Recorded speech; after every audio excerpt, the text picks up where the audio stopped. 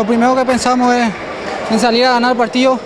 Creo que en el primer tiempo fue muy trabado, en el segundo tiempo nos soltamos más y aprovechamos la oportunidad que tuvimos. Una importante diferencia para llegar a clasificar a la final.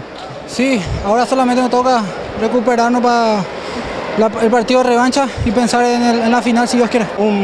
Una victoria importante que nos ayuda a estar con el pie derecho, ya que sacamos una ventaja importante para el segundo partido. Bueno, se te dio, marcaste los goles también para ayudar a tu equipo. Así mismo, como decís, me tocó marcar 2 goles que ayudó al equipo para sacar una ventaja que queríamos. ¿Qué hay que corregir ahora para el próximo partido?